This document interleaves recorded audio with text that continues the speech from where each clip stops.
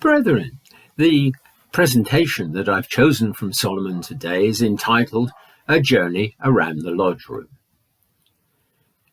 This is a presentation that I'm giving, but it can also be done as a demonstration. So I might include, as we go through the presentation, certain directions that you would take if you were doing it within a lodge room.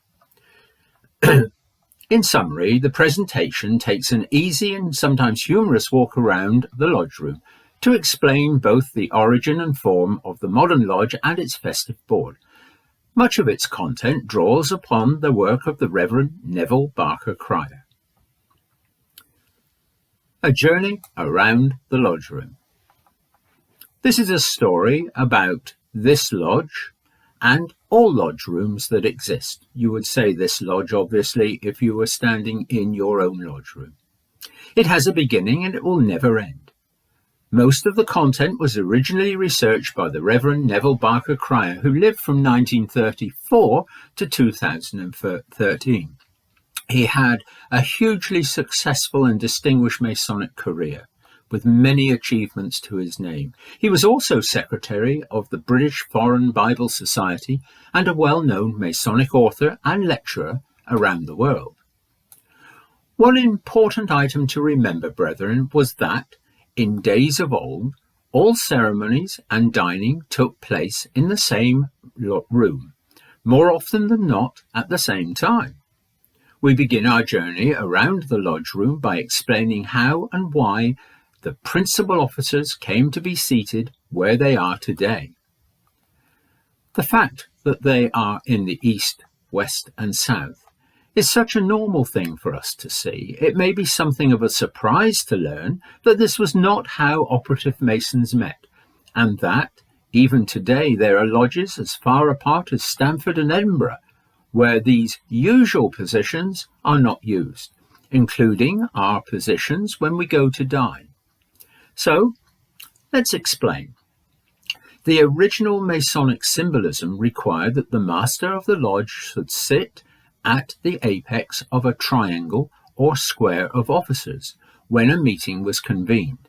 This meant that he was either at the corner of a square or at the apex of a triangle formed by a pair of compasses.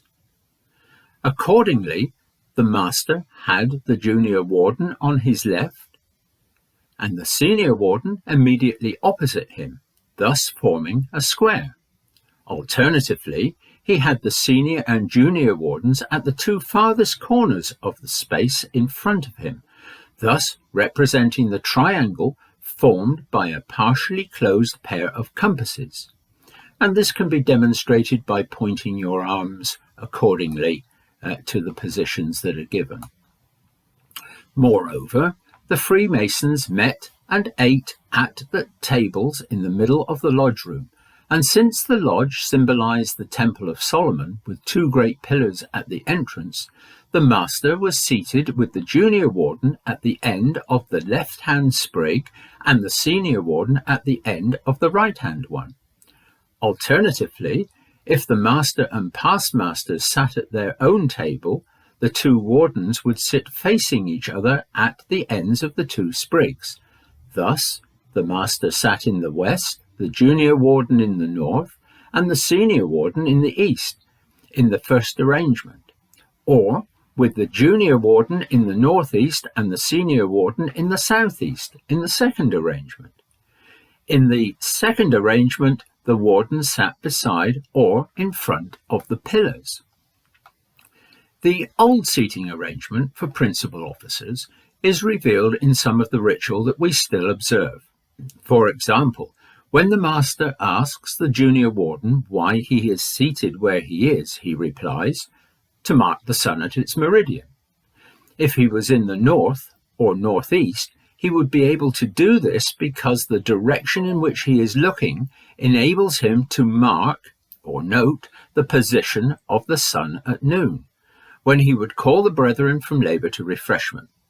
Some modern commentators have interpreted mark as meaning represent, but this is incorrect, as the senior warden marks the sun in the west and knows it is time to call an end to proceedings. So this is why the master sat in the west, so that he could see the rising sun and call the brethren to work. And the senior warden sat in the east, so he could see the setting sun and bring work to an end for the day, as stonemasons didn't work in the dark. The junior warden sat in the north, so that he could see the sun at its highest point and stop work for refreshment. All this changed when the Premier Grand Lodge created its own rules and ritual in 1717. The master was now expected to sit in the east, since all churches and places of worship are so orientated. Though quite why the master should sit where a priest would stand before the altar in a church is unclear. As the number and status of past masters grew, so the top table was extended, and the master sat in the centre with the past masters either side of him and the secretary and the treasurer at the two ends, north and south. The sprig for the brethren were then set up at right angles to the master's table, in a similar layout to the one used today at our festive boards. You will see that lodge officers seated in this layout in many lodges in the west and north of England today. As an aside, brethren, many lodges have now adopted round tables to enable a better socialisation. It's perfectly acceptable. However, some more traditional Masons feel that might well be wrong. After the union of the Grand Lodges in 1813, noticeable changes were made. A recommended lodge seating plan was introduced with the master and wardens in the east, west and south respectively, but by way of a compromise, the alternative compasses triangle seating plan for the principal officers was adopted for the festive board. The other major change was the ban on eating meals and performing ceremonies in the same room. This was probably done to prevent lodge meetings being spoiled by overindulgence in food and drink by many of the brethren. Under the new rules, if a lodge only had one room, it was allowed to meet and perform ceremonies first, then it had to remove all traces of the lodge from the room before tables and chairs could be brought in for the meal. Food, drink, clay pipes and spittoons were banned from lodge meetings, but it took many years for this to be enforced. For example, in 1852, 40 years after the rule was introduced, the minute book of the Lodge of Ludlow in Shropshire recorded that a large bowl of punch was carried into the lodge room after the ceremony of installing a new master. This was reported to the provincial Grand Master, and the lodge was reprimanded and told that in the future the lodge must be called off and members moved to another room before taking refreshment. Another effect of this new rule was the creation of the officers' pedestals, as, in the absence of a table, the officers needed somewhere to store their gavels and papers. At the lodge at Lightcliffe, near Halifax, the officers used the wide arms of their chairs as pedestals. Let's move on to the pillars or globes. These represented the entrance to the temple. Initially, they were simply drawn on the floor of the lodge alongside or within the square of the sprig tables. However, when lodges began to have their own lodge rooms, they mutated into real objects which used to stand at the west end of the flooring, as they still do in Bristol, Barnstaple, York and Lightcliffe. Candidates would enter the craft standing between them, and members would enter the lodge passing between them. However, some lodges, or at least their directors of ceremonies, found them a nuisance, so they were moved to one side of the lodge, or in some cases just inside the door, for example Hartlepool and Lightcliffe, or even outside the door, in Exeter for example. Most were reduced in size and banished to the warden's pedestals, becoming the warden's columns we see today. This was not altogether incorrect, since in ancient practice the wardens were associated with them. The globes on top of them show which column they are. Boaz has the celestial globe and Jachin the terrestrial one. If you want to know where the true columns are, then look at the candlesticks. A word now about the globes. Given that they represent the pillars which stood in the porch or entrance to King Solomon's temple, built at a time when, even if the constellations of the heavens were familiar, there was certainly no awareness of the world being round. Why are the terrestrial and celestial globes used? The Hebrew Old Testament used the word guloth, meaning rounded vessel, hence the derivative, the word gules. In the case of the Tabernacle of the Wilderness or the Temple in Jerusalem, this meant that the pillars were topped with bowls containing burning oil, so that they appeared to be constantly alight. They gave off smoke by day and flame by night. Hence the biblical description of them as creating a pillar of cloud by day and a pillar of fire by night. However, the creators of the Masonic ritual in the 18th century were also influenced by the discoveries of the Renaissance and the early illustrated Bibles, such as the Geneva Bible of 1560, which had illustrations of the tabernacle and the temple in pillars topped with spheres covered with netting, no doubt linked to the then recent discovery that the earth was round, and the subsequent fashion for every gentleman's study to be furnished with sets of terrestrial and celestial globes. Let us now consider the candlesticks. Originally, they were also not at the senior officers' places, but were placed in a triangular formation on the unrolled drawing, later a board or carpet, in the centre of the ceremonial area where the lodge was when the lodge was open. They were moved, like the pillars, the symbolic tools and objects, and the trestle or tracing boards, because directors of ceremonies found they obstructed floor work. Since it was the principal officers who had used them on the floor of the lodge, it was logical to move them to the wardens' and masters' pedestals.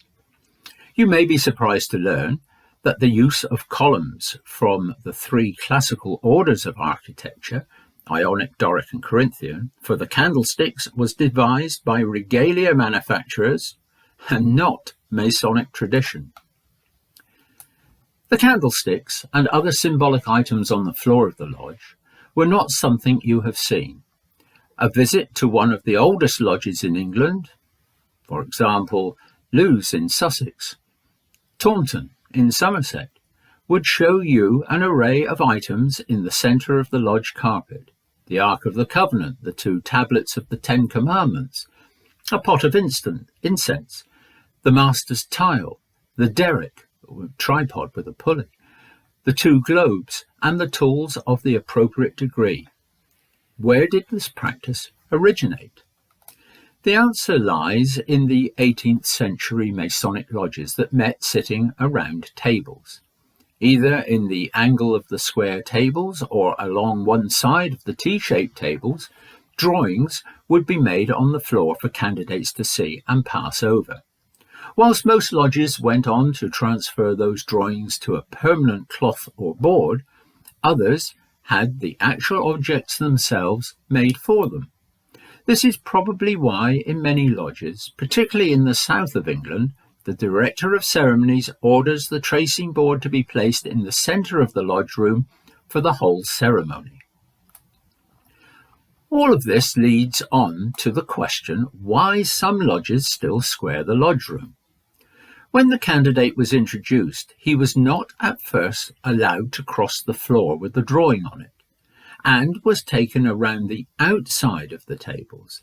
That is why today, in many lodges, the first request made to the lodge officers for admission is by knocking the right shoulders of the seated wardens, because the candidates originally approached from behind, as they moved around the outside of the table, looking in. Accustomed as you may be to the position of other officers in your own lodge, You should realise that these can vary a great deal. The office of Inner Guard was created as a result of the 1813 arrangement that led the United Grand Lodge of England. In the 18th century, it was quite common for the newest entered apprentice to be armed with a trowel or sword and placed at the door of the lodge. Remember the words of the first degree. Monarchs themselves have not thought it derogatory to their dignity to exchange the sceptre for the trowel. Not, you notice, the gavel. We say this because it means that rulers are not ashamed to descend from their exalted secular position to the most junior position in the lodge, holding a trowel as the newest initiate at the door. Whilst we are on the subject of implements of office, a word must be said about wands. The directors of ceremony, wand or staff of office is bestowed upon him by the master, who charges him with keeping order. In some lodges, the director of ceremonies' large wand has been reduced to an orchestra conductor's baton. The lodge wardens were originally given wands like those given to church wardens as symbols of office, but the wands were transferred to the lodge deacons after the Union in 1813. The Lodge of Selby still uses wands in the original shape. In other lodges, e.g. Phoenix Lodge in Sutherland, one wand is topped with a sun, the other with a crescent moon, reminding us that they originally denoted the senior warden, who marked the sun at noon, and the junior warden, who marked sunset and rising of the moon. Later, when the wands were placed in the hands of the deacons, some lodges placed the sun and moon with symbols associated with messengers. The figure of the winged Hermes, or Mercury, or a dove that returned to Noah's Ark with the olive twig, a message of hope and peace. Finally, let's take a look at the tracing boards and carpets that now adorn every English lodge, though Irish lodges do not have tracing boards, and Scottish lodges do not have either. The tracing boards began life as drawings made by the tiler with chalk or charcoal on the floor of the meeting room that were removed with a mop and water after each meeting by the newest initiate. Not surprisingly, they were often crude and sometimes indecipherable. Some lodges therefore began to put the actual items on the floor, as at Taunton, and others used a black and white line drawing as at Haworth, or a coloured drawing on a cloth or board that would be kept permanently and rolled up between meetings. These cloths developed into tracing boards, whose design became standardised as the number of lodges grew. As to the carpet, on every known tracing board there is a black and white checkered floor, and in some lodges the base of candlesticks also displays the same design. The lodge meets on the floor, and every new lodge is consecrated on the carpet. So, in a very real sense, the edges of the carpet really are the limits of the lodge. That is why, in many lodge rooms, there are tassels at the four corners of the carpet, or tassels hanging from the corners of the ceiling. They both refer back to the plumb or chalk lines, a length of string impregnated with chalk, dust, unwound from a spindle called a skirret and tied to markers at corners, used by operative masons to mark out walls, etc., on medieval building sites. As was said at the beginning, this story is not just about one lodge room, but about all lodge rooms that have ever existed. It has a beginning, but it will never end, at least if our directors of ceremonies have their way. Brethren, I think it's important with this particular presentation and demonstration to look at the acknowledgement which is here on Solomon. And the United Grand Lodge of England gratefully acknowledges the province of West Yorkshire as the originator of this document. United Grand Lodge gratefully acknowledges David Hughes as the compiler of this document. This work was inspired by the work of Neville Barker Cryer, and the United Grand Lodge also thanks Lewis Masonic for their permission to publish in this form. So, brethren, I hope you have enjoyed this visit to the lodge room, your lodge room, and indeed every lodge room. Interesting comments within it refer to Taunton, and I'm a Taunton Mason. So, brethren, wherever you are, visit one of the 9 craft lodges in Taunton and have a great experience. Thank you for your very kind attention. Thank you, brethren.